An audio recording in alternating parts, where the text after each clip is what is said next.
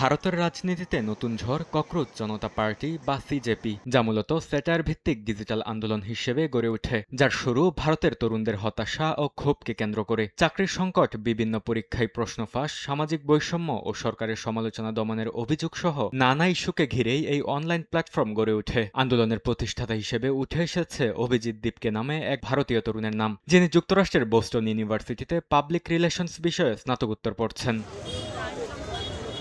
Viral cockroach জনতা পার্টির website block করে দেওয়ার অভিযোগ উঠেছে বিজেপি সরকারের বিরুদ্ধে। এ পরিস্থিতিতে নতুন উদ্যোগের কথা জানান প্রতিষ্ঠাতা অভিজিৎ দীপকে। এরই মধ্যে বিরোধী রাজনীতির কিছু বড় মুখও সিজেপির প্রতি সমর্থন দেখিয়েছেন। পশ্চিমবঙ্গের সাবেক মুখ্যমন্ত্রী মমতা বন্দ্যোপাধ্যায়, কংগ্রেস নেতা শশী থারুর, আইনজীবী প্রশান্ত ভূষণ, পরিবেশকর্মী সোনম ওয়াংচুক, ইউটিউবার ধ্রুব রাঠি, কমেডিয়ান কুনাল কামরা ও নির্মাতা অনুরাগ কেশব সহ অনেকেই আন্দোলনকে সমর্থন দিয়েছেন। অন্যদিকে বিজেপি এটিকে রাষ্ট্রবিরোধী ন্যারেটিভ তৈরির অংশ হিসেবে তুলে ধরছে।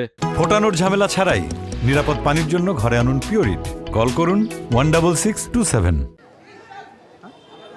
ভারতের ক্ষমতাসীন বিজেপি এখন সিজেপিকে কেবল একটি মিম ভিত্তিক অনলাইন ট্রেন্ড হিসেবে দেখছে না, বরং সম্ভাব্য ডিজিটাল সিকিউরিটি থ্রেট হিসেবেও তুলে ধরছে। কেন্দ্রীয় মন্ত্রী সুকান্ত মজুমদার দাবি করেছেন, এই প্ল্যাটফর্মের প্রায় 49% সোশ্যাল মিডিয়া ফলোয়ার পাকিস্তান ভিত্তিক, যেখানে ভারতের সমর্থন মাত্র 9%। বিজেপি নেতা রাজীব চন্দ্র শেখর আরও এক ধাপ এগিয়ে এটিকে ক্রস বর্ডার ইনফ্লুয়েন্স অপারেশন বলেও অভিহিত করেছেন। তাদের অভিযোগ, কৃত্রিম বুদ্ধিমত্তা, বট অ্যাকাউন্ট ও বিদেশি ডিজিটাল নেটওয়ার্ক ব্যবহার করে ভারতের বিরুদ্ধে অসন্তোষ ছড়ানো হচ্ছে, যার রাজনৈতিক লক্ষ্য মোদী সরকারকে আন্তর্জাতিকভাবে বিব্রত করা। যদিও এসব অভিযোগ পুরোপুরি প্রত্যাখ্যান করেছেন প্রতিষ্ঠাতা অভিজিৎ দীপকে ও তার সমর্থকেরা।